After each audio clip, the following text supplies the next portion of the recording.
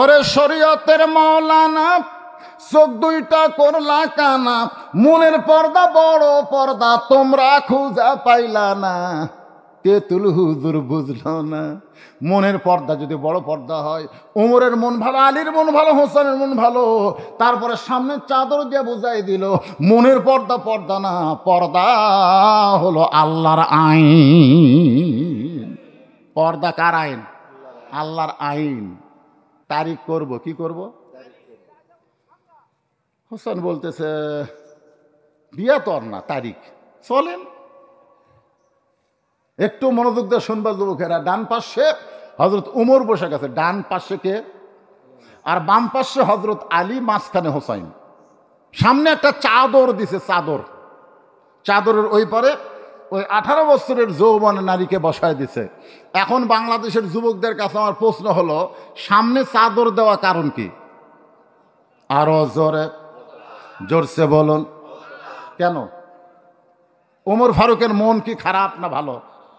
আলীর মন, হোসেনের মন, তাহলে সামনে চাদর কেন লাগবে?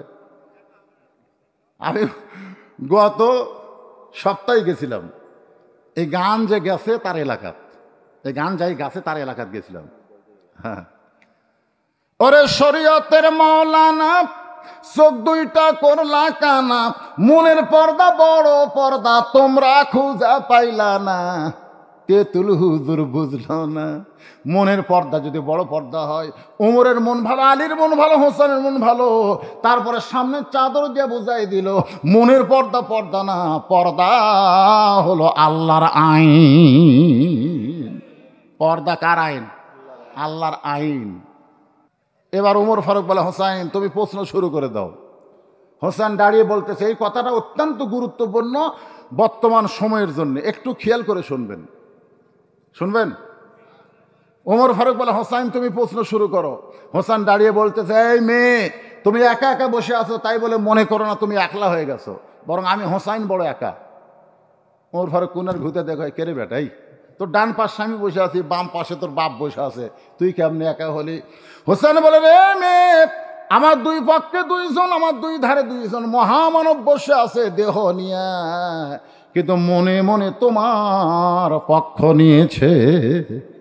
আপনারা বলেন তোমার হলো কার পক্ষে? কথা কয় না।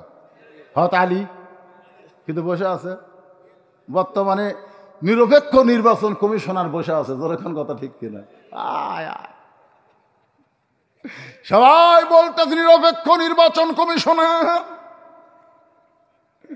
আসলে নিরপেক্ষ সিয়ারত বসে আছে, কিন্তু মনে মনে একটা দলের পক্ষ নিছে, যখন কথা ঠিক কিনা? মানুষ কোনোদিন নিরপেক্ষ হতে পারে না। আমি গত বছর ওয়াজ করে ঝিনাইদহ গেছিলাম, ওই মাহফিলের সভাপতি তিনি নিরপেক্ষ, তিনি হলেন হিজরা, হিজরা চেয়ারম্যান, যখন কি চেয়ারম্যান। এবার রংপুরে একজন হিজরা আবার এমপির ডান আছে, এরা হলো নিরপেক্ষ, মরদও না নারীও না, মাঝখানে আছে, তার নাম হলো হিজরা, যখন তার নাম কি? সঙ্গে আল্লাহ। আমার আল্লাহ যদি নিরপেক্ষ হতো তাহলে কেন বললেন অমাইয়াবতাগি গয়রাল ইসলামা দীনান ফালা ইউকবালা মিনহু? এ কথার দ্বারা আল্লাহ নিরপেক্ষ বুঝাইল না, আল্লাহ বুঝাইল ইসলাম ছাড়া অন্য কোনো ধর্মকে যদি গ্রহণ করে লা ইউকবালা মিনহু, সেইটা কবুল করা হবে না। এখান থেকে বোঝা গেল আল্লাহ হলো মুসলমানের পক্ষে, জোরে কোন কথা ঠিক কিনা? তা আল্লাহ যদি নিরপেক্ষ না হয় তুমি কেমনে বলো আমি নিরপেক্ষ? ভাই আমি কোনো দল করি না, তুই কি করিস? করে না, ধরে কন এটা সম্পূর্ণ ভুয়া কথা। আমাদের বাংলাদেশ কিছু কিছু কয়ে নিরপেক্ষ আসনে বসে আছে, কিসের নিরপেক্ষ করে? প্রত্যেকটা থানার ওসির থেকে শুরু করে প্রশাসন কর্মকর্তা কেউ নিরপেক্ষ নাই, সবাই কারো না কারো পক্ষে। জোরে কোন কথা কন না কেন? আমি মৌলানা, আমি কি নিরপেক্ষ হবার পারি? আমিও একটা দলের পক্ষে, কিন্তু ওরা খালি কয় হুজুর ঠিক আছে ভাই নির্বাচনটা হয়ে যাক, যা হওয়ার তাই, নাকি কন? একটু মনোযোগ দেখ, কথাগুলো শুনবেন। ওমর ফারুক হোসাইন এখন তুমি প্রশ্ন শুরু করে দাও। এবার হোসেন বলে, রে মেয়ে আমি তোমাকে 3টা প্রশ্ন করব, প্রত্যেকটা প্রশ্নের নাম্বার হলো 33। ধরে কোন কয় 30? 3 প্রশ্নে 99 নম্বর উত্তর দেওয়ার পারলে আমি হোসাইন তোমাকে বিবাহ করব। 3টার মধ্যে যদি 2টার উত্তর দাও, একটা যদি দিবার না পারো, তাহলে আমি বিয়ে করব না। 3টার দেওয়াই লাগবে, কারণ আমার বউকে হওয়া লাগবে গোল্ডেন A+। ওমর ফারুক বলে, বেটা তাহলে এখন প্রশ্ন শুরু করে দাও। এবার হোসেন বলে, রে মেয়ে, আমার 1 নম্বর প্রশ্ন হলো, ভাই মনোযোগ দিয়ে শুনবেন, আমার 1 নম্বর প্রশ্ন হলো, আমার মাকে তুমি জানো? আমি কোন মায়ের সন্তান? কোন মা আমাকে গর্ভধারণ করেছে? কোন মা আমার জন্ম দিয়েছে? এই মা সম্পর্কে তোমার জানা আছে? আমি কোন মায়ের সন্তান? আলী চুমকে উঠছে, কে রে? আমি আসলাম ছেলের সাথে, আর ছেলে বাপের কথা না কয়ে মায়ের কথা বলতেছে। কারণ বাংলাদেশের যত ছেলে, মা যদি ভালো না হয় ছেলে কোনোদিন ভালো হবে না। জোরে কোন কথা ঠিক কিনা? তাহলে বাপ না মা? জোরে কোন বাপ না মা? সঙ্গে সঙ্গে মেয়েটা পর্দার ওপার থেকে বলতে, হোসাইন আপনার মাকে আমি চিনি। যেই বলছে চিনি, ওমর ফারুক জিব্বাত কামড় খাইছে, আর হযরত আলীর চোখ দিয়ে দর দর করে পানি পড়তেছে, আর হোসাইন মুস্কি মুস্কি হাসতেছে। প্রশ্ন করেছে, আমার মাকে জানো? আর উত্তর কি কয়? আমি চিনি।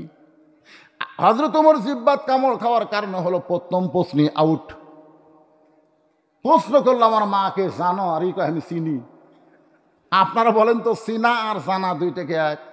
ফাতেমার সম্পর্কে আমরা সবাই জানি, কিন্তু ফাতেমার আমরা চিনবো কেমনে? বজলুর রশিদের বউকে সবাই জানে। আমার একটা বউ আছে, বউ না থাকলে আমি 3টা মেয়ের বাপ কেমনে হলাম? ঠিক কিনা বলেন? আমি যদি কই আমার বউ নেই, 3 মেয়ের বাপ, তখন আপনার কি কয়? হুজুর, আমরা জানি আপনার বউ আছে, কিন্তু চিনি না। কিন্তু শাকিব খানের বউ আমরা চিনি। শাকিব খানের বউ আমরা চিনি, নাম হলো অপু সরকার, নাম হলো বুবলি। এ কথা কন না কেন? বাংলাদেশের এমন আছে যাদের বউকে সবাই চিনে। চিনা মানে কি? দেখেছে। এই দেখার নাম হলো চিনা, না দেখে চেনা যায়? মেয়েটা বলতে, হোসাইন আপনার মাকে আমি চিনি। হযরত আলীর চোখ দিয়ে দর দর করে পানি পড়তেছে। কান্দার কারণ হলো, তুই কেমনে চিনবি? আমি স্বামী হইয়াই চিনতে পারি নাই। গভীর রাত্রে ফাতেমাকে কবর দিয়া আল্লাহর কাছে হযরত আলী কাঁদতেছে। দিনের বেলা না রাতের বেলা? রাতের বেলা কবর দিয়ে আলী কাঁদতেছে, আল্লাহ আমার ফাতেমাকে তুমি কবুল করে নাও। বড় গরিব ছিলাম, দুনিয়ার জীবনে ফাতেমাকে শান্তি দিবার পারিনি গো আল্লাহ। কবরে যাইছে, আল্লাহ ফাতেমারে তুমি কবুল করে নাও। এই দোয়া করার পরে হযরত আলী তাকায় দেখে সামনে কয়েকটা পুরাতন কবর দেখা যায়। এইমাত্র ফাতেমার কবর দিছে, সেই কবর আর দেখা যায় না। হযরত আলী জান্নাতুল বাকি দৌড়ায় বলে, ফাতেমার কবর, এখনই ফাতেমার কবর দিলাম। সেই কবরটা গেল কোন জায়গায়? কে যেন বলতেছে, আলী রে, আমার ফাতেমা পর্দা নিশি। আমি আল্লাহ জোহরা ডিগ্রি দিয়া ফাতেমার কবরটাকে কিয়ামত পর্যন্ত পর্দা করে দিয়েছি। যেই ফাতেমার কবর পর্যন্ত পর্দা হয়, সেই ফাতেমারে জানা যায় কিন্তু চিনা। মেয়েটা কি কইছে? আমি চিনি। অনেক সময় হয়ে যায়, 3 বিচারকের কেউ যখন কিছুই কয় না, মেয়েটা বলতে, হোসাইন আপনি প্রশ্ন করলেন, আমি উত্তর দিলাম, আমার উত্তর হইল কি হইল না, আপনার 3 জনের কেউ যে কথা বলেন না। ওমর ফারুক বলে, কেমনে হবে? তোরে প্রশ্ন করলো আমার মাকে জানো, আর তুই উত্তর দিলি আমি চিনি, তুই কেমনে চিনবি? সঙ্গে সঙ্গে মেয়েটা বলে, হোসাইন আপনার মায়ের চোখের ভুরু জোড়া ছিল। হোসাইন আপনার মায়ের বাম গালে কালো একটা তিল ছিল, থুতুরির তলে লাল একটা দাগ ছিল।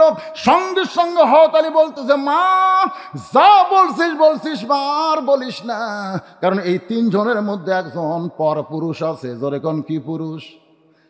আপনারা বলেন তো, পরপুরুষের নাম কি? জোরে কোন নাম কি?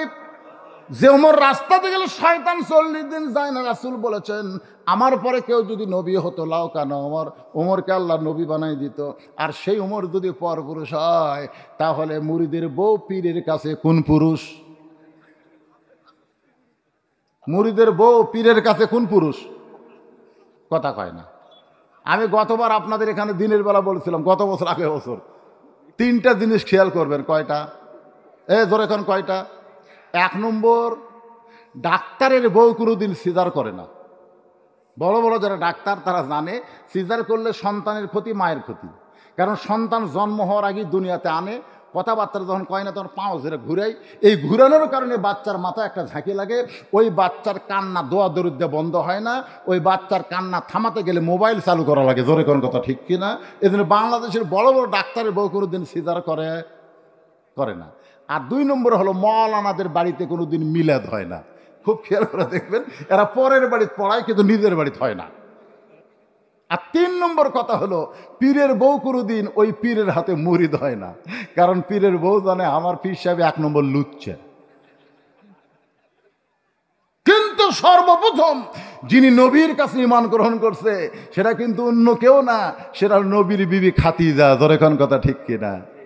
মা খাদিজা যখন ঈমান গ্রহণ করলেন, রাসূল বললেন আমি কে? খাদিজা বললেন আপনি হলেন আল্লাহর নবী। রাসূল বলে খাদিজা আমি তোমার স্বামী।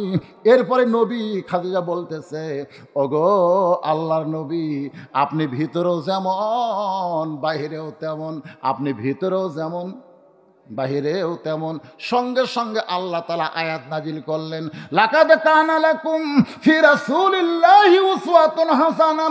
ধরবার যদি চাও অন্য কোনো পীর সাহেব না, আলেম সাহেব না, আল্লাহর নবীরে ধরতে হবে। জোরে বলেন ঠিক কিনা? ওয়া ইন্নাকা লাআলা খুলুকিন আযীম। ভাইজান একটু মনোযোগ দিয়ে শুনবেন। আলী বলতেছেন মার বলিস না, তুই কেমনে জানলি মা হোসেনের মায়ের চোখের ভুরু জোড়া? এটা আমি বলতে পারবো, কারণ রাসূল বলেছেন প্রত্যেকটা স্বামী তার বিবির 2 ভুরুর মাঝখানে, স্বামীরা এই বইয়ের 2 ভুরুর মাঝখানে একটা যদি চুমা খায় আল্লাহ তাআলা তার আমল নামায় একটা ওমরা হজের সওয়াব দেয়। কে সুবহানাল্লাহ করলো? যারা বিয়ে করেনি তারা নাকি? না, সবার মুখে সুবহানাল্লাহ শোনা গেল না। এই যে দেখেন আমার দিকে তাকায় দেখেন, এই 2 ভুরু নাই, এই 2 ভুরুর মাঝখানে বইয়ের তাই বলে শাইলির লয়। আর যারা বিয়ে করেননি, প্রেমিকার না, বইয়ের 2 ভুরুর মাঝখানে একটা যদি চুমা খান আল্লাহ এত খুশি হয় তারা আমল নামে একটা ওমরা হজের সওয়াব দেয়। আরো জোরে বলেন সুবহানাল্লাহ। আমি বলতে পারি হোসেন মায়ের চোখের ভুরু জোড়া, স্বামী হওয়ার কারণে বাম গালে কালো একটা তিল আছে, থুতির তলে লাল একটা দাগ, তুই কেমনে কইলি মা? মেয়েটা বলতেছে মুরব্বি, ওই রোমের জেলখানার মধ্যে যখন বন্দি ছিলাম সকালবেলা 3টা করে চাবুক, বিকালবেলা 3টা করে চাবুক মারতো। ওই চাবুক মারতে মারতে একসময় বেহুশ হয়ে যাইতাম, একসময় বিরক্ত হয়ে বললাম আল্লাহ তুমি আছো আসমানে আর নবী আছে মদিনায়, এই রোমের জেলখানায় এত নির্যাতন, আমাকে দেখার মতন কেউ নাই। এই কথা বলতে বলতে ঘুমায় গেছি। ওই ঘুমের ঘরে স্বপ্নে দেখি একটা নূরের পুতুলি আমার শিওরের পাশে বসে আমার মাথার চুলের মধ্যে হাত ঢুকিয়ে দেয়। আমি তখন কইলাম স্বপ্নে কে গো? আপনি জান্নাতের হুরি না বেহেশতের পরি? আমার কপালে চুমা দে বলে মা আমি জান্নাতের হুরিও না বেহেশতের পরিও না, আমি হলাম জগৎ বিখ্যাত মা ফাতেমা। আমি তখন তার দিকে তাকায় দেখি তার চোখের ভুরু জোড়া দেখতে পাই, বাম গালে কালো একটা তিল দেখেছি, থুতুনির তলে লাল একটা দাগ দেখতে পাই। সঙ্গে সঙ্গে হোসেন বলে রে মেয়ে, 1 নম্বর প্রশ্নের উত্তর যেমন আশা করেছিলাম তার চাইতে 100 গুণ তুমি সুন্দর দিয়েছ। ওমর ফারুক বলতে চালি ভাই আল্লাহ আমার ঘটকালি কবুল করেছে। হোসেন বলতেছে এত সহজ না, একটার উত্তর দিলে হবে না, কয়টার দেওয়া লাগবে? আমি আজকের এই আলোচনায় 3টা প্রশ্ন থেকে উত্তর কি হবে, হোসেনের প্রশ্ন মেয়েটা কি উত্তর দেয় আমি শোনাবো। আপনারা কারা কারা শুনবেন? 2 হাত তোলা, আল্লাহ একটু দেন তো দেখি। লিল্লাহে তাকবীর। হাত টান টান করে দেয়া তোলেন। এখানে বিজ্ঞাপনে লেখছে, বিজ্ঞাপনে যা লিখলে হাত নামান। 11টা পর্যন্ত। কটা পর্যন্ত? না না না, লেখছে 11টা পর্যন্ত। তাতে যদি 11টা পার হয়ে যায় সমস্যা আছে না? এরকম কোনো আইন করছে নাকি 11টার পরে চলবে না? না, কয়টা পর্যন্ত? আজকে দিনের মাহফিল আসর আছে? আজকে কি আসর আছে নাকি? হ্যাঁ, জনগণ শুনবে আমি এখন আপনাকে শোনাবো, কিন্তু এটা হাত তোলানোর কারণ হলো এই মাদ্রাসার উন্নয়ন কল্পে মাহফিল, এই মাদ্রাসা চালাইতে গেলে আপনাদের পকেট একটু খুলে কিছু দান করা লাগবে। এর জন্য মাত্র 5 থেকে 10 মিনিট আমি আপনাদেরকে সময় দিলাম। এই সুযোগটা হলো জান্নাতের ব্যাংকে অ্যাকাউন্ট খোলার সুযোগ। আপনি দুনিয়া থেকে জান্নাতের ব্যাংকে যদি অ্যাকাউন্ট খুলতে চান, তাহলে এই মাদ্রাসায় একটা কোরআন শরীফ দেওয়া লাগবে ভাইজান, যে কোরআন কিনে এনে দেওয়া লাগবে না।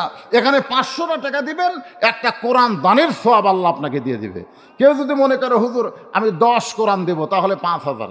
যেমন নামাজ না পড়া জান্নাতের আশা করা হলো, তেমন যারা নামাজ পড়ে না ওয়াজ শোনে এরা জান্নাতে পাবে না। অনেকে বলে হুজুর আমরা যে জুম্মার নামাজ পড়ে আমাদের খবর কি? জুম্মার নামাজের কি খবর? ওয়াজের শেষের দিকে আমি বলবো ভাই, যারা দাঁড়াইছেন আপনার বসেন, ব্যাগের আদায় এখনো শেষ হয় নাই, এত আস্তে আস্তে টাকা বার করেন, পকেট থেকে টাকা বার করেন, সবাই দেন, ব্যাগের মধ্যে দেন। আজকের মাহফিলে মাদ্রাসার সেক্রেটারি কে? মাদ্রাসার সেক্রেটারি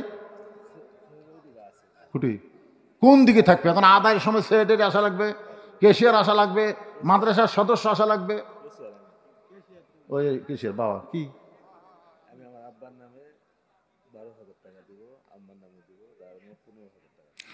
বাবার নামে মায়ের নামে আজকের মাদ্রাসার কেশিয়ার সাহেব 15,000 টাকা ধরে বলেন মারহাবা লিল্লাহি তাকবীর। আচ্ছা মাদ্রাসার সদস্যরা না এখানে, আবার কি আদায় করা যাবে? তাই প্রত্যেকটা মাহফিলের দ্বিতীয় বক্তারা আদায় করে, কিন্তু আজকে তো বুঝতেছেন এই 2 কামে হক করা লাগতেছে। ওয়াজও শুনবেন, আবার আদায় তো লং টাইম করা যাবে না। কিন্তু ব্যাগের আদায় হচ্ছে খাড়ায় থাই করে। আসো, কোন দিকে ব্যাগ গেল রে? সব ব্যাগ দেন তেজত আসে, লিয়ে সব তেজত আসো বাবা। একটু জিকির করেন লা ইলাহা ইল্লাল্লাহ, লা ইলাহা। মহব্বতে জিকির করতে হবে, আল্লাহর মহব্বতে। লা ইলাহা ইল্লাল্লাহ, লা ইলাহা ইল্লাল্লাহ, লা ইলাহা ইল্লাল্লাহ, লা ইলাহা ইল্লাল্লাহ, লা ইলাহা, লা ইলাহা ইল্লাল্লাহ মুহাম্মাদুর রাসূলুল্লাহ সাল্লাল্লাহু আলাইহি সাল্লাম। কোরআন শরীফ বাবদ আমি চাইছিলাম সবচাইতে বড় দান নবীর মাদ্রাসায় একটা কোরআন। এই মাদ্রাসায় কত ছাত্র আছে তাদের হাতে একটা কোরআন শরীফ দিবেন, এই নিয়তে 500 টাকা একটা কোরআন দানের সওয়াব আল্লাহ দিয়ে দিবে। যাদের পকেটে টাকা আছে আমি তাদের কাছে দাবি করছি ভাই, ডাক্তারের কাছে যাওয়া লাগবে না। অনুনাজ্জিলু মিনাল কুরআনি মা হুয়া শিফাউ ওয়া রাহমাতুল লিল মুমিনিন।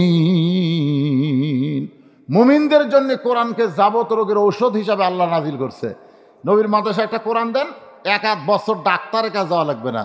রোগ ব্যাধি ব্যারাম থেকে ভালো রাখার মালিককে। আরো জোরে বলেন ইয়া শাফিউল আমরাস।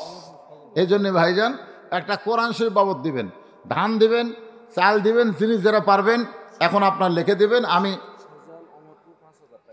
অমরপুরের সজল 5,000 টাকা নগদ করছে দেন, 10টা কোরআন শরীফ বাবদ। আল্লাহ সজলের দানকে আল্লাহ আপনি কবুল করেন। আল্লাহ নেক নিয়ত নেক আশা পড়া করেন। আল্লাহুম্মা আমিন। জোরে বলে আল্লাহুম্মা আমিন। আর কেউ আছে ওয়াজত গেলে কিন্তু আর আদায় করা যাবে না। মাদ্রাসার সদস্যরা নাই, মাদ্রাসার সদস্য সেটা কুড়ি সব কি করতে তবার পাক করতেছে নাকি? কে আইজমুল হয়, তাই আইজুল নয় আজিমুল, যাই হোক আজিজুল 300 টাকা তার মায়ের জন্য দিয়েছে না কার জন্য?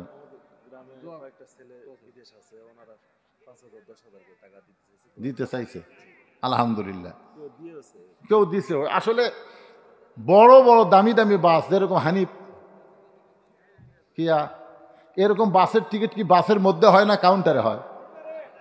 কি হয়? তা আজকে হয়তো কাউন্টারে কিছু আদায় হয়েছে, কেবল বলতেছে এরকম হয়েছে। অনেকেই বিদেশে যারা থাকে তারা 5-10 হাজার করে দিয়েছে, আরো অনেক আদায় হয়েছে আলহামদুলিল্লাহ। এই যে উপস্থিত যা হলো আল্লাহর মাদ্রাসার জন্য, কোরআনের মাদ্রাসার জন্য আলহামদুলিল্লাহ, জোরে বলে আলহামদুলিল্লাহ। এখনো আপনার দিতে পারবেন, তবে আমার ওয়াজ করা লাগবে, এই জন্য চলে আসি। ওমর ফারুক বলে হোসাইন এখন তুমি 2 নম্বর প্রশ্ন করো। হোসেন বলে, রে মেয়ে, আমার 2 নম্বর প্রশ্ন হলো 6 বছর বয়সে ইমান তুমি কেমনে পাইলা? ওমর ফারুক চমকে উঠছে। ওমর ফারুক চমকে উঠছে। আসলে 2 পাহাড়ের মাঝখানে যখন মেয়েটার সঙ্গে আমার দেখা হলো, মেয়েটা যখন বলল 6 বছর বয়সে ইমান গ্রহণ করছি, তখন আমি উমরের প্রশ্ন করার দরকার ছিল, ইমানটা তুমি কেমনে পাইলা? যেই প্রশ্ন আমি উমর করতে পারি নাই, সেই প্রশ্ন করেছে কে? আরো জোরে বলেন, ইমানটা কেমনে পাইলাম? মেয়েটা বলে, হোসাইন, 6 বছর বয়সে ইমান কেমনে পাইলাম, ইমান গ্রহণ কেমনে করলাম, যদি শুনতে চান তাহলে শোনেন। আমি দুনিয়ার সাধারণ ঘরের কোনো মেয়ে না, আমি এই মেয়ে দুনিয়ার সাধারণ কোনো ঘর থেকে আসি নাই। আমার দাদা হলো রোম সম্রাট কাইসার। আমার দাদা রোম সম্রাট কাইসার একদিন অন্দরমহলে গিয়ে বলতেছে, নাতনি রে, আমার রাজ দরবারে আজকে খেলা হবে, তুই কি খেলা দেখতে যাবি? মেয়েটা বলে, হোসাইন, তখন আমার বয়স হলো মাত্র 6 বছর। খেলা দেখার কথা শুনে দাদার সঙ্গে আসলাম রাজ দরবারে। দাদার সিংহাসনের পাশে আমার একটা চেয়ার বানায় দিছে।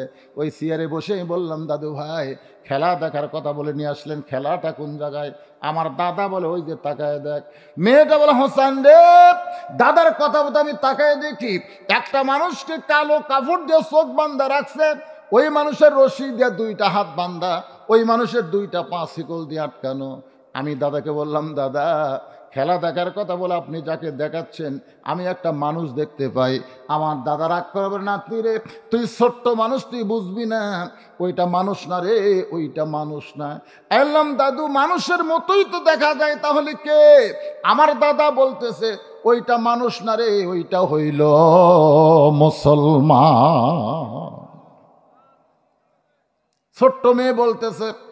আমার দাদার কথা শুনে বুঝলাম আমার দাদা হলো খ্রিস্টান, আর খ্রিস্টানেরা কোনোদিন মুসলমানদেরকে মানুষ মনে করে না। যদি মানুষ মনে করত তাহলে পৃথিবীর কত মুসলমানকে খ্রিস্টান হত্যা করতেছে, ইহুদিরা হত্যা করতেছে। আসলে এরা মুসলমানকে মানুষ মনে করে না। জোরে কোন কথা ঠিক কিনা? আমার দাদা বলতেছে, ওটা মানুষ না রে, ওইটা হলো মুসলমান। আমি তখন 6 বছরের ছোট্ট মেয়ে বললাম, দাদা, ওই মুসলমানকে নিয়ে আপনি কি খেলা দেখবেন, কি খেলা আমাকে দেখাবেন? আমার দাদা বলতেছে, ওই তো তাকায় দেখ। মেয়েটা হলো হোসাইন, আমি তাকায় দেখি বিশাল একটা আগুনের চুলা, দাও দাও করে আগুন জ্বলতেছে। আমার দাদা বলতেছে, ওই মুসলমানকে হাত পাও বান্ধা ওই আগুনের মধ্যে ফেলে দিব, মুসলমান পুড়ে ছাই হয়ে যাবে। আজকের খেলার নাম হলো মুসলমান মারার খেলা। আজকের খেলার নাম কি?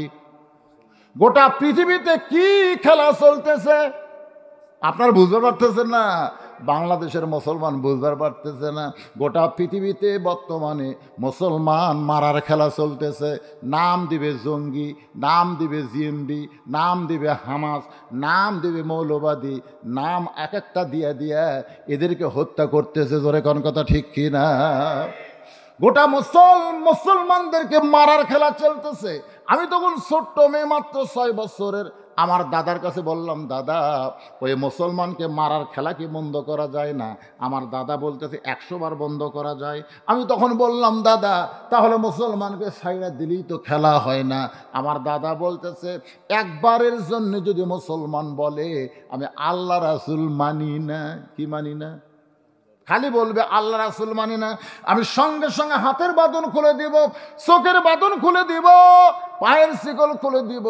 আমি তখন ছোট্ট মেয়ে মুসলমানের কাছে গিয়ে বললাম, ও মুসলমান, তোমাকে মারার জন্য আমার দাদা আগুনের চুলা জ্বলাইছে, তুমি একটা বারের জন্য বলো আল্লাহ রাসূল মানি না। মুসলমান চিৎকার করে বলে, মা, তুমি ছোট্ট মানুষ, তোমার কাছে জীবনের দাম বেশি, কিন্তু একজন মুসলমানের কাছে জীবনের চাইতে ইমানের দাম অনেক বেশি। আজকে বাংলাদেশের মুসলমানের কাছে কিসের দাম বেশি? হ্যাঁ, এ কথা কন না কেন? আমি কিছু কথা বলতে চাচ্ছিলাম, একজন আমার কানে কানে বলে গেল, হুজুর, কারণ আত্মাকুল্লা বুঝাবার গেলে আজরাইল ধরবে, পুলিশ ধরবে, এই দুইটার মধ্যে কোনটার গুরুত্ব বেশি? কথা কন না কেন, কথা কন না কেন? আপনাকে পুলিশ ধরবে আর আজরাইল ধরবে। আপনারা পুলিশ ধরা ভয় লুকে আছেন, কিন্তু আজরাইল যারা প্রকৃত মুসলমান হবে তারা আজরাইল ধরার আগেই লা তামুতুন্না ইল্লা ওয়া আনতুম মুসলিমুন, আল্লাহ বলেছেন মৃত্যুবরণ করো না যতক্ষণ মুসলমান না হবে। আত্তাকুল্লাহ হাক্কা তুকাতিহি, আপনাদের মনে আছে? আলুর বাগড়ের মধ্যে লুকে আছে, কেরে কারো হয়। পুলিশগুলাও বাবা এই চোর ডাকাত না ধরে এই ভালো মানুষগুলাকে ধরতেছে। চোর ডাকাত সিনা টান করে ঘুরতেছে, দুই জুতা চোর মসজিদ দরজাত গিয়ে বলতেছে আমাকের ভয়ে সব জুতা ভিতরে ঢুকছে, আমাকের ভয়। হাই ওরকে মশান ভাই। আজকে জাপানি তালা কিনতেছে, জাপানি তালা, দোকানদার বলতেছে ভাই কোন তালা কোনো চাবিদা খোলা যায় না, খালি এক চাবিদাই খোলা লাগে। ঠিক হচ্ছে ভাই, এর নাম জাপানি তালা রে, অর্ডার দিয়ে আনা লাগবে। একজন বলতেছে ভাই কার ভয়ে তালা কিনতেছেন? আল্লাহর ভয়ে। ভাই রে এত চোরের উপদ্রব বাড়ছে ভাই, আমি ধান কাটে আনে বস্তা করে তুই আর চোর শালা লিয়া যায়, এই দরজার তালা মারতেছে। এই কতক্ষণ কার ভয়ে?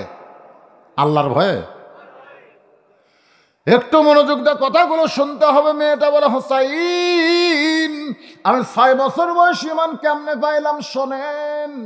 ওই মুসলমানের কাছে গিয়ে যখন বললাম মুসলমান একটা বারের জন্য যদি বলো আল্লাহ রাসূল মানি না, তাহলে তোমার হাতের বাঁধন খুলে দিবে, তোমার চোখের বাঁধন খুলে দিবে, তোমার পায়ের শিকল খুলে দিবে। মুসলমান তখন মুচকি মুচকি হাসে। সুবহানাল্লাহ গান। মা তুমি ছোট্ট মেয়ে, তোমার কাছে জীবনের দাম বেশি, কিন্তু একজন মুসলমানের কাছে জীবনের চাইতে ইমানের দাম অনেক বেশি। দরকার হলে মরে যাব, বাতিলের সঙ্গে আপোষ করব না।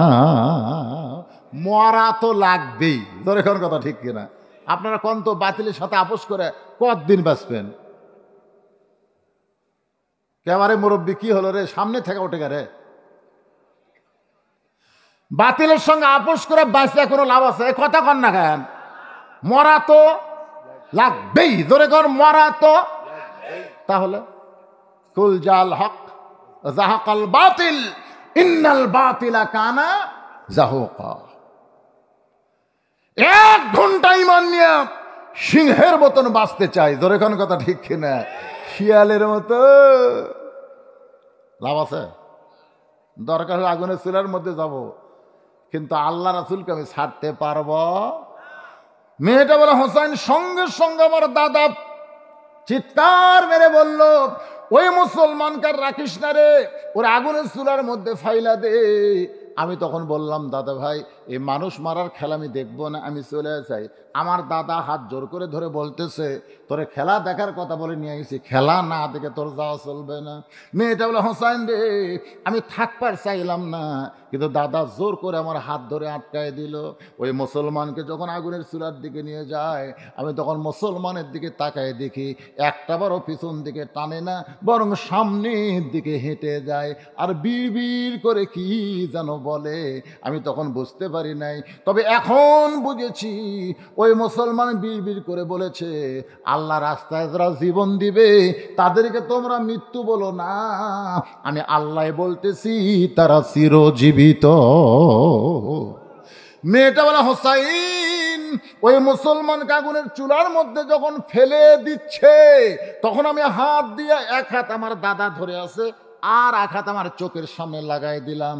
একটা জ্যান্ত মানুষকে পুড়ে মারবে এই দৃশ্য আমি দেখব না, এই মনে করে যখন চোখে হাত দিয়েছি এমন সময় একটা মধুর কলেমা আমার কানের মধ্য দিয়া আমার কলিজার মধ্যে ঢুকতেছে।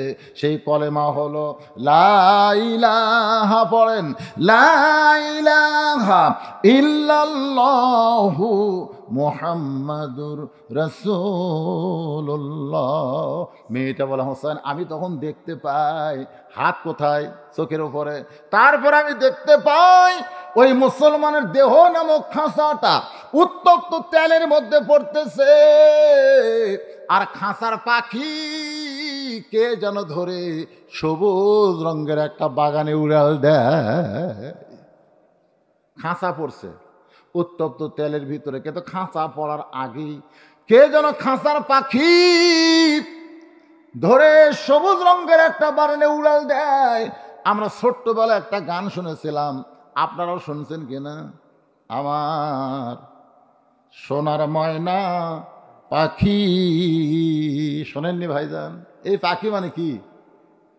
কোন দেশেতে রাগেলা রে দিয়া মোরে ফাঁকি রে আমার সোনার ময়না পাখি। আহ, আর হাসন কি কইছে? এদের লালন লালন। মন তৈ রইলে খাঁচার আসে,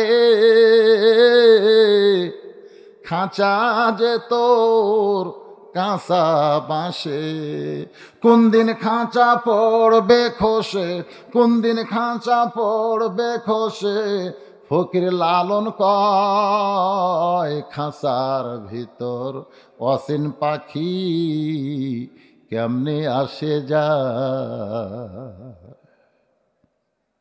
গান গাইলাম নাকি হুজুর? এই গানগুলোর ভিতরে একটু ঢোকেন। আপনার ভিতরে সেই পাখি আছে না নাই? জোরে করে আছে না নাই? মেয়েটা বলে, হোসাইন আমি দেখতে পাইলাম ওই মুসলমানের খাঁচাটা উত্তপ্ত তেলের মধ্যে পড়লো, কিন্তু খাঁচা পড়ার আগে কে যেন খাঁচার ভিতরের পাখিটা ধরে সবুজ রঙের একটা বাগানে পাখিটা উড়াল দেয়। এই দৃশ্য দেখার পরে আমি এক দৌড়ে বাড়ির ভিতরে, আমার দাদা হাত আটকাবার চাইলো।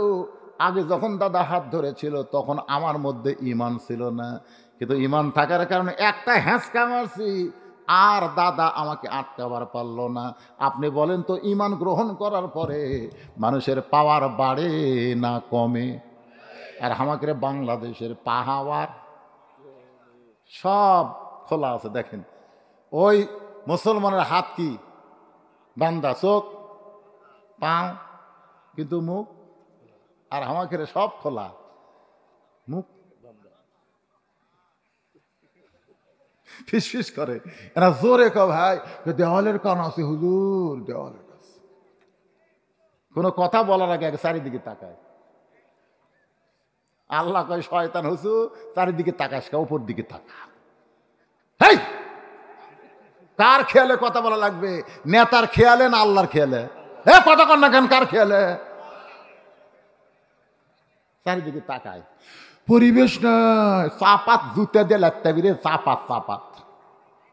পরিবেশ নাই, পরিবেশ তৈরি করা লাগবে। ধরে কথা কর না কেন? একটু মনোযোগ দিয়ে শুনবেন। মেয়েটা হলো হোসেন। এক দৌড়ে বাড়িতে গেলাম, আমার মায়ের সামনে গিয়া পড়লাম লা ইলাহা ইল্লাল্লাহ মুহাম্মদ রাসূলুল্লাহ। আমার মা কইল, তুই দাদার সাথে খেলা দেখতে গেলি, এই খেলা দেখবার যায় মুসলমানের কলমা কোথায় পাইলি? এ কলমা যদি তোর দাদা শোনে, তোর বাবা শোনে, তোকে হত্যা করবে না। এই মুসলমানের কলমা ছাইড়া দে। আমি তখন মার পায়ে হাত দিয়ে বললাম, মা এ কলমাওয়ালারা কোনো দিন মরে না, এই কলমাওয়ালারা কোনোদিন মরে না। নিজের চোখে দেখছি গো মা, খাঁচা পড়ছে আগুনের চুলায়, আর পাখিটা সবুজ রঙের বাগানে উড়াল দিয়ে চলে যায়। আমি আবার দৌড়ে আসলাম, আসে দেখি আমার দাদা সৈন্যদের নিয়ে মিছিল করতেছে। মুসলমান পুড়ে মরে শেষ হয়ে গেছে, মুসলমান পুড়ে মরে শেষ হয়ে গেছে। আমার দাদা মিছিল করতেছে, মুসলমান শেষ। আমি তখন দাদার কাছে মুচকে হাইদা বললাম, দাদা কানার ভাগ্যে ধন মিলে না। সবাই বলেন কানার ভাগ্যে, কে রে গানগুলো গুনে হবে? কানার ভাগ্যে ধন মিলে না, সামনে পড়ে আছে সোনা, কানা দেখতে পায় না, মাটি মনে করে ফাইলা দেয়, হাতে তুলে নেয় না। কানার ভাগ্যে ধন মিলে না, সামনে আছে কোরআন শরীফ, কানা পড়তে পারে না। কানার বাচ্চা প্রাইমারিতে যায়, হাফেজি মাদ্রাসায় আসে না। কানার ভাগ্যে ধন মিলে না। ঠিক না? কানারে হাই রে কপাল মন্দ, চোখ থাকিতে অন্ধ। তোমার পাঠাক তুমি প্রাইমারি দাও, প্রাইমারি যা ক্লাস 2 এর ছাত্র খাড়া হয়ে মারতেছে, খাড়া হয়ে প্যান্টের সাইড দিয়ে বেঁকা করে মেরে দিচ্ছে। আমি বলে, এই পাগলা বস। ওই বসে না। কে রে কোন ক্লাসে পড়িস? শুয়ে পড়িস চাচা, তো বসিস না কেন? কেমনি পেশাব করা লাগে তোর স্যার তোকে শিখাইনি? ও তখন মুসকে মুসকে হাসে। আমাকে হাসিস কেন? বলে প্রাইমারি পেশাবখানা যায় দিকে চাচা আমার স্যারও খাড়া হয় আমারে, ওর স্যারও খাড়া হয় আমারে। কানা রে, এই কানা কি করতেছে তোমার পাটা? একদম বাকডম ঘনডম সাজে ঢাক ঢোলক মরিয়া দেখো কবরের উপরেই ঢোলক বাজাবি। তোর এখন কথা ঠিক কিনা? তাহলে আমার সঙ্গে যুবকের একটু মনোযোগ দেয়, সবাই বলো বাজান, বিরক্ত হচ্ছেন? কানার ভাগ্যে ধন মিলে না, সামনে পড়ে আছে সোনা, কানা দেখতে পায় না, মাটি মনে করে ফাইলা দেয়, হাতে তুলে নেয় না, কানার ভাগ্যে ধন মিলে না। আমার দাদা বলে এই নাতনি, এই কি গান গাস? আমি বললাম দাদা আনন্দ মিছিল করতেছেন, মুসলমান মরে পুড়ে গেছে, নিজের চোখে দেখছি গো দাদা, মুসলমানের খাসা পড়তেছে আর পাখি এখন জান্নাতে ঘুরে বেড়া। দাদা কয় কে তুই আমার লাতনি হয়ে, তুই মরা মুসলমানের পক্ষে কথা বলিস? আমি তো বললাম দাদা একজন মুসলমানকে মারছেন, আপনার ঘরে আল্লাহ আরেকটা মুসলমান বানায় দিছে, এরা এমন একটা জাত দাদা, এরকম মারিয়া শেষ করে পারবেন না। বারাক হোসেন ওবামা বলেছে 2045 সালে গোটা পৃথিবীতে মুসলমানের সংখ্যা সব চাইতে বেশি হবে। সুবহানাল্লাহ কন্যা গান মারব, একটা মারবি 10টা হবি। প্রতি মিনিটে প্রতি ঘন্টায় আমেরিকায় 1-10 করে খ্রিস্টান মুসলমান হচ্ছে। সুবহানাল্লাহ কন্যা গান। এই যে করোনার মধ্যে ভারতে প্রায় 2.5 লক্ষ হিন্দু মুসলমান হচ্ছে। আল্লাহ মুসলমান করবার চাইলে আবার একটা করোনা দেওয়া দরকার। জোরে কোন কথা ঠিক কি না? এই করোনার কারণে আফগানিস্তান স্বাধীন হতো জানেন আপনি? এই করোনার কারণে আমেরিকা কয় নারী যে হারে মরা শুরু হয়ে গেছে আর আমরা কাউকে মারবো না রে। আফগানিস্তান সব আমেরিকা সৈন্য গেছে, ওরা স্বাধীন হয়ে গেছে। এরকম করোনা সামনে আসে না নাই?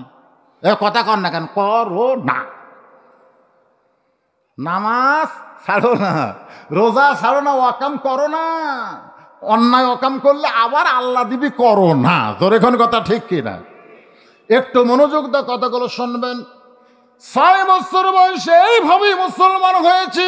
সঙ্গে সঙ্গে হোসেন বলে রে মেয়ে 2 নম্বর প্রশ্নের উত্তর যেমন আশা করেছিলাম তার চাইতে 1000 গুণ তুমি সুন্দর দিয়েছ। ওমর ফারুক বলতে চালি ভাই আমার ঘরটালে আল্লাহ কবুল করেছে। হোসেন বলতেছে কেবল 66 পাশে, এখনো 33 বাকি আছে, 99 না পাইলে আমি বিবাহ করব না। ওমর ফারুক বলে বাজান তাহলে 3 নম্বর প্রশ্ন কর।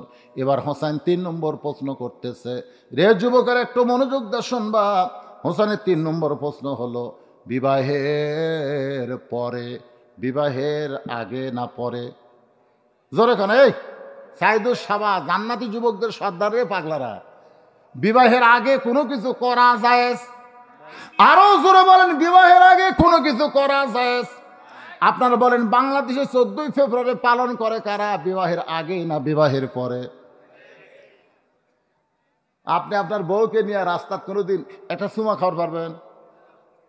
বাংলাদেশের কোনো স্বামী রাস্তার বউকে নিয়ে চুমা খায়? কোনো স্বামী ভ্যালেন্টাইন ডে পালন করে?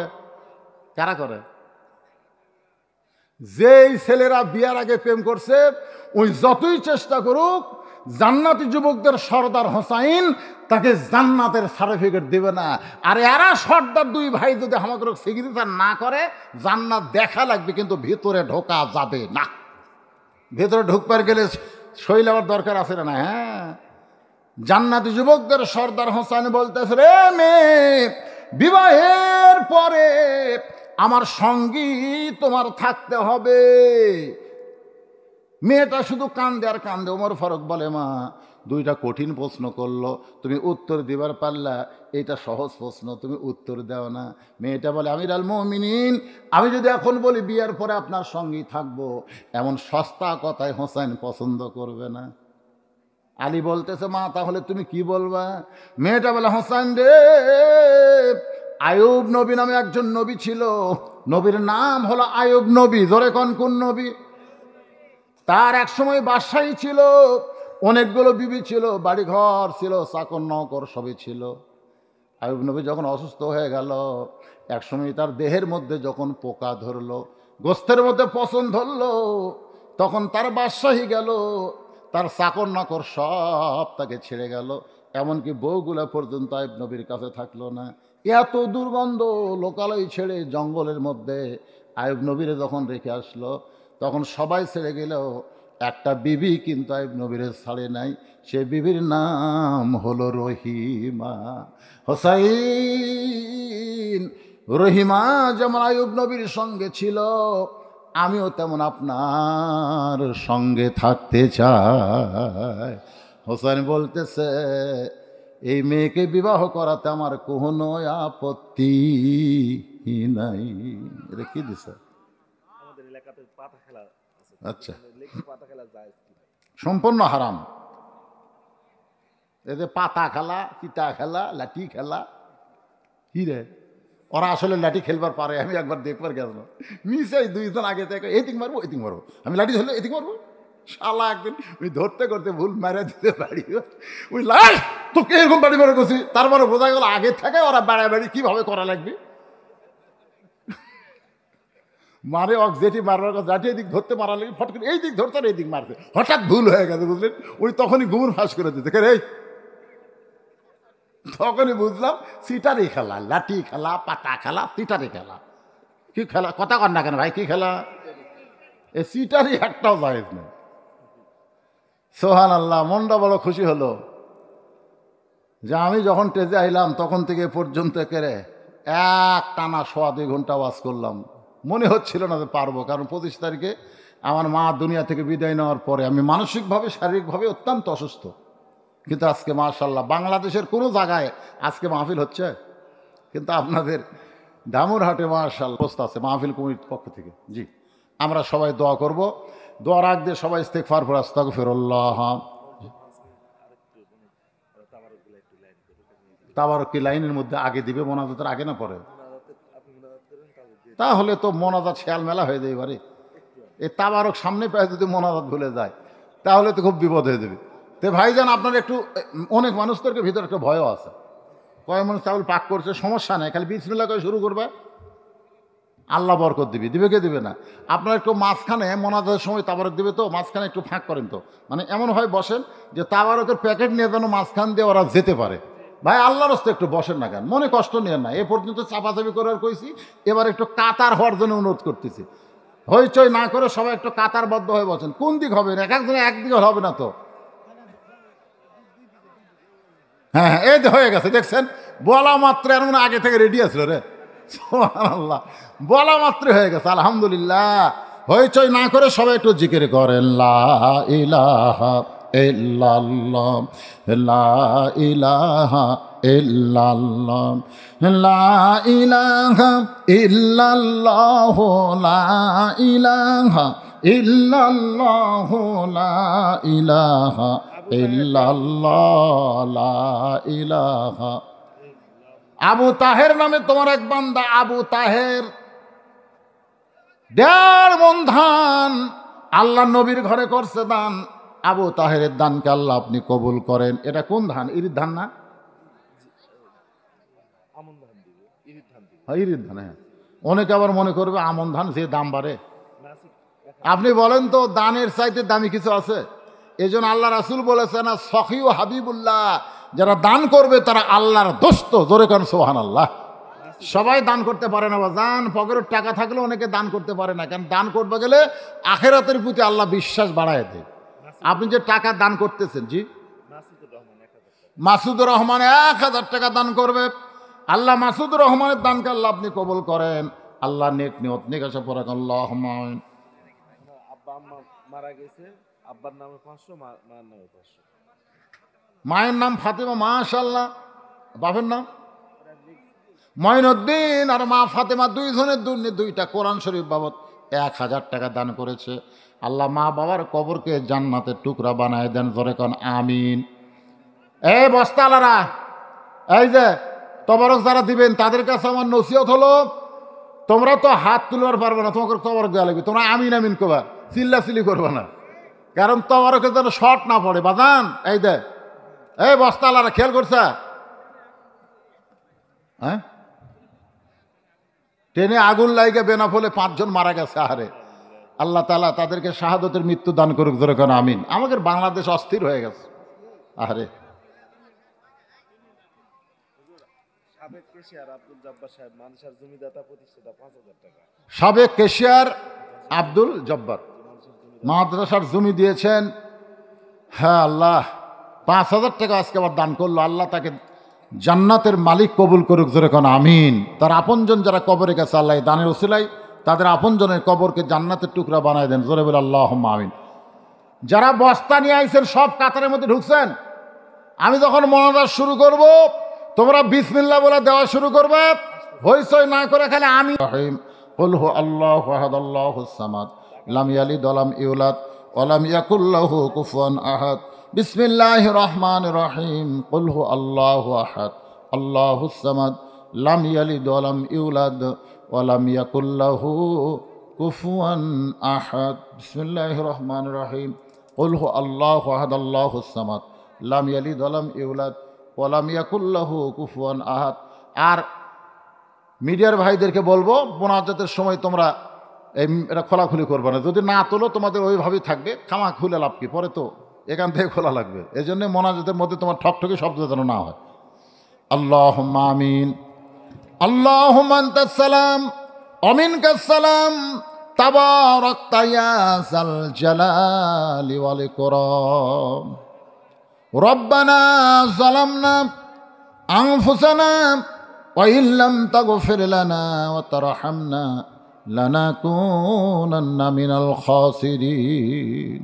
আয় আল্লাহ, মাগরিবের নামাজের পর থেকে রাত অনেক হয়ে গেছে, দীর্ঘ সময় পর্যন্ত তোমার বান্দা বান্দিরা আরামের বাড়ি ঘুমকে বাদ দিয়া কোরআন হাদিসের মহব্বত কলিজার মধ্যে নিয়া এই জান্নাতের বাগানে বসে বসে যারা আলোচনা শুনেছে, মেহেরবানি করে আজকের মাহফিল আমাদের সকলের হেদায়েতের জন্যে, নাজাতের জন্যে, জান্নাতের জন্যে কবুল করো।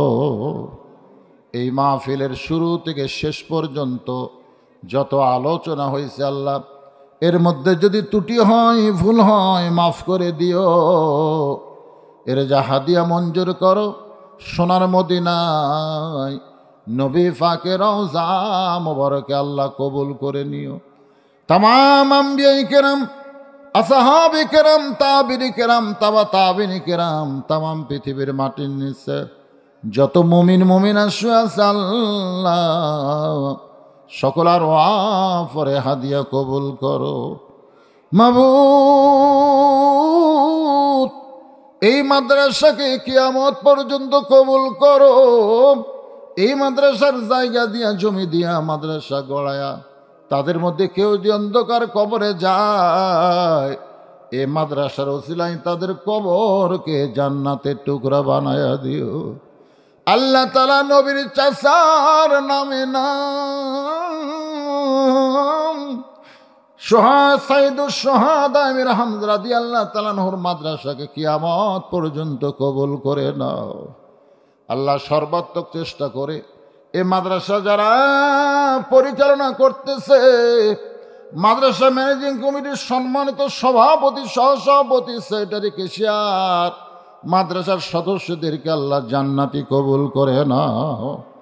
আজকে নগদে বাকিতে যারা দান করেছে, কোরআন শরীফ বাবদ যারা দান করলো, সকলের দানগুলোকে জান্নাতের বিনিময়ে কবুল করে নাও। আল্লাহ, আমরা যারা হাত তুলেছি, আমাদের জনম দুঃখনী মা যাদের কবরের ঘরে চলে গেছে, ছোট্ট একটা শব্দ হলো মা, এই নামের মধ্যে কি মধু, যাদের মা নাই তারাই বুঝতেছে। এই দরদের মা যাদের কবরে গেছে আল্লাহ, আমি সহ আমরা যারা মাকে কবরে দাফন করেছি, তোমার দরবারে আল্লাহ দোয়া করি মায়ের কবরকে জান্নাতের টুকরা বানিয়ে দাও। বাবার বাড়ি ঘর সবই আছে, আমি সহ আমরা যারা বাবা হারা এতিম হয়ে গেছে আল্লাহ, মেহেরবানি করে বাবার কবরকে জান্নাতের টুকরা বানিয়ে দাও। আমাদের দাদা দাদি, নানা নানি, আত্মীয় স্বজন শ্বশুর শাশুড়ি যাদের কবরে গেছে আল্লাহ কবরবাসীদের মাফ করে দাও। পর্দার অন্তরালে আমার মা বোনেরা আবিদা সালিহা পর্দাকে কবুল করে মা ফাতেমার সঙ্গে জান্নাত দিও।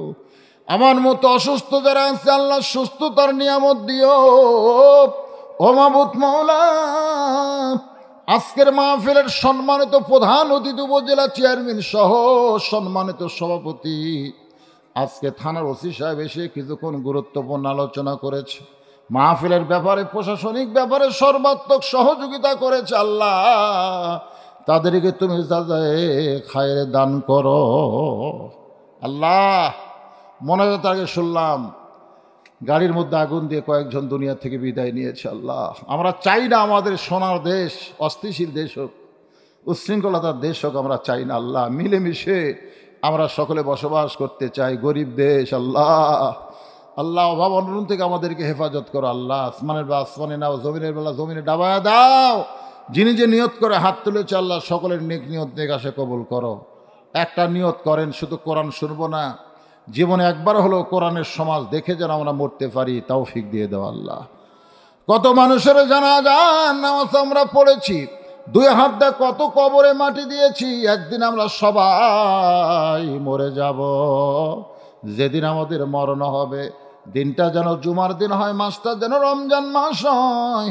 ইমানের সাথে ইজ্জতের সাথে দুনিয়া থেকে বিদায় নেওয়ার কালে আমাদের জবানে জারি করে দিও লা ইলাহা ইল্লাল্লাহু মুহাম্মাদুর রাসূলুল্লাহ সাল্লাল্লাহু আলাইহি সাল্লাম।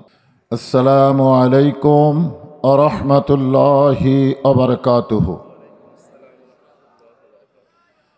আলহামদুলিল্লাহ আলহামদুলিল্লাহি নাহমাদুহু ওয়া নাস্তাঈনুহু ওয়া নাস্তাগফিরুহু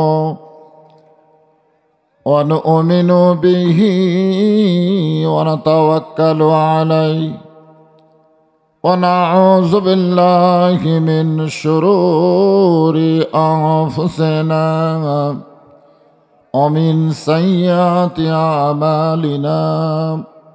من يهدي الله فلا مضل له ومن يضلله فلا هادي له। সকলে জবান খুলে বলেন আশহাদু আল্লা ইলাহা ইল্লাল্লাহু وحده لا شريك له وأشهد أن محمدا عبده ورسوله الذي أرسل رسوله بالحق بشيرا ونذيرا وداعيا إلى الله بإذنه وسراجا منيرا. فقد قال الله تعالى في كلامه المجيد والفرقان الحميد। জবান খুলে সকলে পড়েন আউযু বিল্লাহি মিনাশ শাইতানির রাজিম। বিসমিল্লাহির রহমানির রহিম। ইয়া আইয়ুহাল্লাযীনা আমানুত্তাকুল্লাহা হাক্কা তুকাতিহি ওয়া লা তামুতুন্না ইল্লা ওয়া আনতুম মুসলিমুন। ইন্নাল্লাহা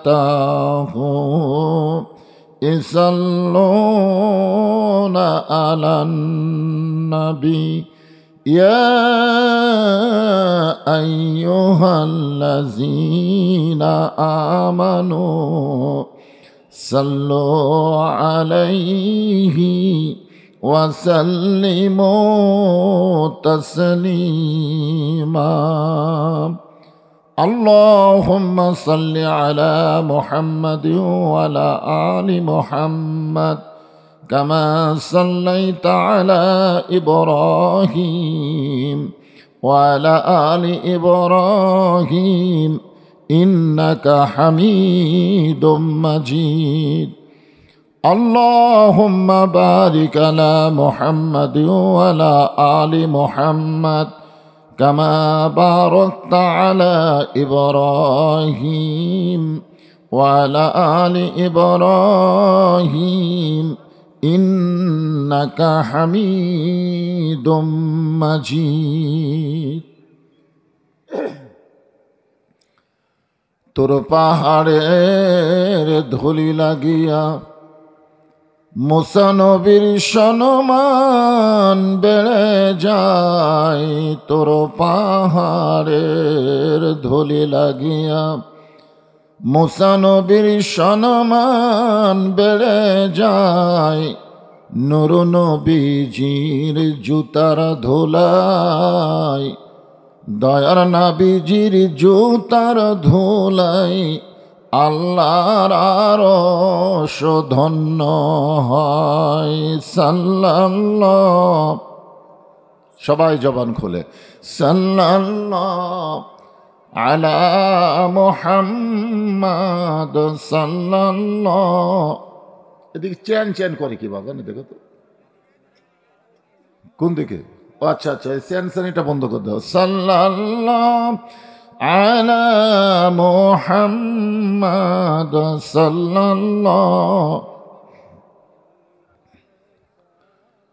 মশরিকে হুব্বে মুহাম্মদ সকলে বলি সাল্লাল্লাহু আলাইহি সাল্লাম मतलाए दीवानी माँ मतलाए खुर्शीद इश्कास सीनाए सुजानी माँ बलगल उला बिकमालिही कशाफत दुजा बिजमालिही حسنت جميع خصاله صلوا عليه وآله اللهم آمين জান্নাতের বাগান থেকে জান্নাতি মানুষদেরকে নিয়ে আমি গুনাহগার তোমার রহমতের দরজায় দুখানা হাত তুলেছি আল্লাহ হাসরের ময়দানে জব্বার আর কাহার নামে রূপ নিয়া তুমি যখন বিচার শুরু করবে তোমার সামনে দাঁড়ায়া সমস্ত নবীরা নাফসি নাফসি বলে কাঁদতে থাকবে এমন কঠিন অবস্থা হাসরে হবে সেদিন সমস্ত নবী তার উম্মতকে ভুলে যাবে শুধু বলবে আল্লাহ আমার কি হবে আমার কি হবে একমাত্র দরদি নবী শাফাতের কান্ডারি ইয়া রব্বি হাবলি উম্মতি বলে সেজদায় পড়ে যাবে সেই কঠিন মুসিবতের দিনে আজকের এই মাহফিলকে ওসিলা করে আমাদের সবাইকে রাসূলের উম্মতের কাতারে আল্লাহ কবুল করে নিও সুবহান রাব্বিকা রব্বিল ইজ্জাতি আম্মা ইয়াসিফুন ওয়া সালামুন আলাল মুরসালিন আলহামদুলিল্লাহি রাব্বিল আলামিন, লা ইলাহা। এই জিকির করেন আর আল্লাহর রাস্তার সামনের দিকে জমে বসেন। যাদের সামনে ফাঁকা আছে, এই ফাঁকা জায়গাটা পুরা করে সামনের দিকে আসেন আর জিকির করেন, লা ইলাহা ইল্লাল্লাহ। জি, এই সাইডে খালি আছে তো, দেখতে পাচ্ছে। আপনারা একটু সামনে জমে আসেন বাবা। শীতের রাত, জমে বসা, এক ভাই শরীরের উষুম নেওয়া, এই জন্য জমে বসেন আর জিকির করেন, লা ইলাহা ইল্লাল্লাহ। চাঁদ সূরু যার গ্রহ তারা, আল্লাহ নামের পাগল পারা। চাঁদ সূরু যার গ্রহ তারা, আল্লাহ নামের পাগল পারা। আমার আল্লাহ নামের এতই দয়া, আল্লাহ নামের এতই মায়া, লুকিয়ে রাখছেন হে আল্লাহ জোরে, লা ইলাহা ইল্লাল্লাহ।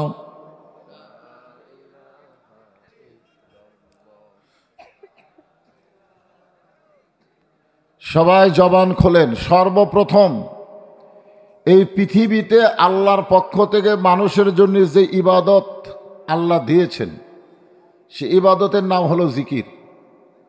ইবাদতের নাম কি? জিকির।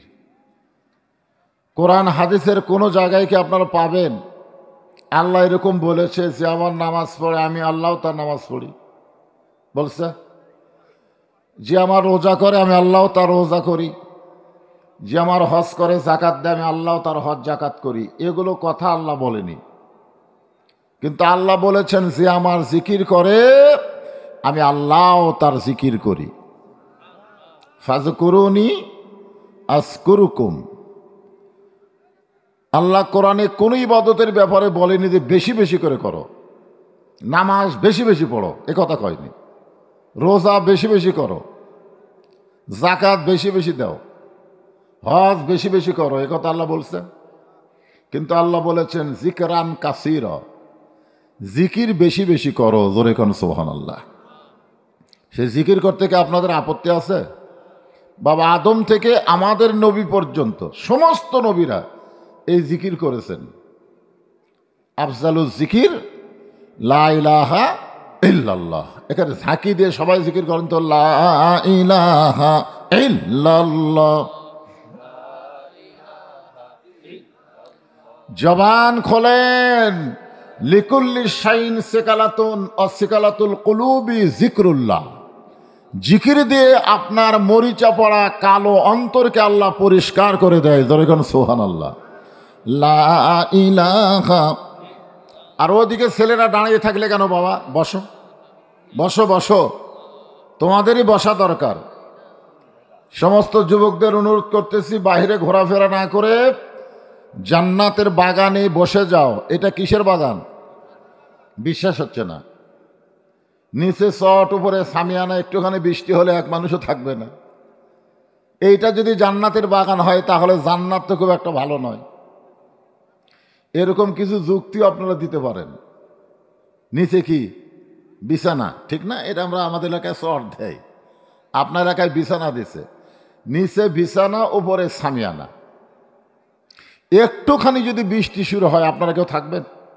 আমি যতই বলি জান্নাতের বাগান, তখন বলবেন আর ভালো লাগে না। কেউ যদি আপনাদের বলে এটা যদি জান্নাতের বাগান হয় তাহলে জান্নাত তো খুব একটা ভালো নয়, আপনাদের কি মনে হয় এটা যে বেহেশতের টুকরা, এটা কি আপনাদের বিশ্বাস হয়? বিশ্বাসে মিলাই বস্তু, তর্কে বহুদূর। আপনি যদি তর্ক করেন হুজুর কেমনে জান্নাতের বাগান হলো বুঝাই দেন, তাহলে বহুদূর যাওয়া লাগবে আপনাকে। আর যদি মনে করেন এটাই জান্নাতের বাগান, আলহামদুলিল্লাহ। এইটা জান্নাতের বাগানের সমস্ত যুবকদেরকে আমি রাস্তায় ঘোরাফেরা না করে, শীতের দিন যত ঘোরাফেরা করবেন শীত বেশি লাগবে। এক জায়গায় চুপটি করে বসে যান, ওই জায়গায় কিন্তু আপনার উষুম হয়ে যাবে। যেরকম ঠিক কিনা? এই জন্য সবাইকে দাওয়াত দিচ্ছি। আর যারা দাঁড়িয়ে আছে তো কথা শোনে না, এরা চাপার কথা আমি বলছি, জিকের করেন না সামনে চাপেন, খালি মাঝখানে চাপলেন, সাইডের লোক চাপলই না, মানে খুঁটা হয়ে গেছে, লোর বাড়ি পারতেছে না। খালি একটা ঝাঁকি দিয়ে সামনে আসেন, 1 বছর ডাক্তারের কাছে যাওয়া লাগবে না, খালি এক ঝাঁকি। যত ঝাঁকি তত কি নেকি নেকি। তো সামনে ঝাঁকিতে আসেন, সামনে আসে না। যারা রাস্তাঘাটে ঘুরতেছে সবাই যেন মাহফিলে এসে বসার চান্স পায়। লা ইলাহা লা ইলাহা ইল্লাল্লাহ লা ইলাহা ইল্লাল্লাহ লা ইলাহা ইল্লাল্লাহ লা ইলাহা। যার দিলে আছে আমার আল্লাহর ভয়। কার ভয়? সত্যি আছে? যার মনে আছে আল্লাহর ভয়, আল্লাহ আল্লাহ সব সময়। যার দিলে আছে আল্লাহর ভয়, যার মনে আছে আল্লাহর ভয়, আল্লাহ আল্লাহ সব সময়। আহারানিদেরা ভালো লাগে না এই দুনিয়া, ভালো লাগে না, ভালো লাগে শুধু আল্লাহ। লা ইলাহা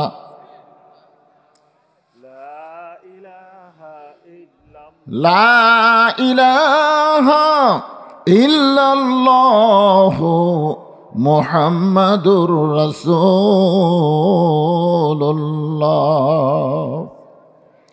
রাসূলের মহব্বতে জবান খুলে সকলে বলি সাল্লাল্লাহু আলাইহি ওয়াসাল্লাম। দৌলতপুর, দৌলতপুর শব্দের অর্থ বোঝেন? আমরা অনেকে বলি না ধন দৌলত। পুর মানে যেখানে ধন দৌলতের খনি। সাইয়েদেনা আমির হামজা রাদিয়াল্লাহু তাআলা আনহু, নাম শুনছেন? নবীর চাচা আমির হামজা, যাকে উহুদের যুদ্ধে শহীদ করা হলো। শুধু শহীদ করাই হয় নাই, তার বুক চিরে কলিজা বের করে সেই কলিজা পর্যন্ত চাবাইছে, গোটা দেহ টুকরা টুকরা করেছে, শুধুমাত্র আল্লাহর জন্যে। যিনি ডিগ্রি পেয়েছেন সাইদুস সোহাদা, সমস্ত শহীদদের সর্দার, ধরে কোন সুবহানাল্লাহ। এমন একজন মহান ব্যক্তির নামে মাদ্রাসা। নামের মধ্যে বরকত আছে না নাই? আমরা যারা উহুদের প্রান্তরে গেছি, ওইখানে গিয়ে দেখছি একই জায়গায় ৭০ জন সাহাবী যারা উহুদের যুদ্ধে শহীদ হয়েছিলেন, এক জায়গায় তাদেরকে রাখা হয়েছে। আপনারা বলেন তো, যারা শহীদ হয় তারা কি মরে? মরে না। আল্লাহ কোরআনে বলেন, ওয়ালা তাকুলু লিমান ইউকতালু ফি সাবিলিল্লাহি আমওয়াতুন বাল আহইয়াউ ওয়ালাকিন লা তাশউরুন। আল্লাহ রসুল বলেছেন, মরার সঙ্গে সঙ্গে যদি জান্নাতে যাবার চাও, সেই মরাটার নাম হলো শহীদ হওয়া। জোরে কোন কি হওয়া? ও যত পাপ করুক না কেন, শহীদ হওয়ার সঙ্গে সঙ্গে আল্লাহ তাকে বেগুনা মাসুম বানায় জান্নাতের মেহমান বানায়। বুখারী শরীফের একটা হাদিস, আনাস ইবনে মালিক রাদিয়াল্লাহু থেকে বর্ণিত, কালা রাসূলুল্লাহ সাল্লাল্লাহু আলাইহি ওয়াসাল্লাম, মা আহাদান ইয়াদখুলুল জান্নাতা ইহুব্বা ইয়ারজি ইলাদ দুনিয়া আলাহু মা'আল আরদি মিন শাহীদুন ইয়াতামান্না ইয়ারজি ইলাদ দুনিয়া ফায়ুক্তাল আশারা মাররাতান লিমা ইয়ারা মিনাল কারামাতি। রাওয়াহুল বুখারী কিতাবুল মাগাজি। বুখারী শরীফের একটা হাদিসে বলা হয়েছে যে একদল মানুষ জান্নাতে যাওয়ার পরেও দুনিয়াতে আসার জন্য ছটফট করবে। দুনিয়াতে আসার জন্য কি করবে? ছটফট করবে। আল্লাহ বলবেন, তোমরা শহীদ হওয়ার কারণে তোমাদেরকে আমি জান্নাতুল ফেরদাউসের মেহমান বানাইছি। সমস্ত জান্নাতের মধ্যে সেরা জান্নাতের নাম কি? জান্নাতুল, সেই জান্নাতের মেহমান বানাইছি, তাহলে আবার দুনিয়াতে যাবার যাও কেন? দুনিয়া একটা ভালো জায়গা। তখন তারা বলবে, আল্লাহ, শহীদ হওয়ার সময় যে শান্তি পেয়েছি, আপনার রাস্তায় জীবন দেওয়ার মধ্যে যে শান্তি, সেই শান্তি জান্নাতের মধ্যে নেই। সুবহানাল্লাহ কবেন না? কি লিমা ইয়ারা মিনাল কারামাতি, কারামাত মানে সম্মান। শহীদ হওয়ার সময় যে মর্যাদা পেয়েছি, সম্মান পেয়েছি, শান্তি পেয়েছি, সেই শান্তি জান্নাতে নাই। আল্লাহ বলে, তাহলে তোমরা কি করবা? তখন তারা বলবে, আমরা দুনিয়াতে যাব কম করে হলো আশারা মাররাতান, কয়বার? 10 বার। কম করে হলো 10 বার বাতিলের বিরুদ্ধে লড়াই করে শহীদ হব। শহীদ হওয়া ভালো লাগে, জান্নাতে থাকা ভালো লাগে না। তার মানে বোঝা গেল, বাতিলের বিরুদ্ধে লড়াই করার মন মানসিকতা নিয়ে আল্লাহ রাস্তায় যারা কাজ করবে, তাদের জন্য রাসূল বলেছেন, মান সাআলাল্লাহু তাআলা আশ-শাহাদাতা বিসিদকিন বাল্লাগাহুল্লাহু মানাজিলা শুহাদা ওয়াই মাতা আলা ফিরাশিহি। বাংলার জমিনে কোরআনের বিজয় হোক, খালি কোরআনের ওয়াজ শুনবো না, আল্লাহর কোরআন বিজয় হোক, এই নিয়তে যারা কোরআনের দল করবে, ওয়াই মাতা আলা ফিরাশিহি, সে যদি নিজের বিছনায়ও মারা যায়, বাল্লাগাহুল্লাহু মানাজিলা শুহাদা, আল্লাহ তাকে শহীদদের কাতারে দাঁড় করায় দিবে। আর ইনি হচ্ছেন সমস্ত শহীদদের সর্দার। নাম কি? তাহলে মাদ্রাসার নাম করণের মধ্যে বরকত আছে না নাই? আলহামদুলিল্লাহ।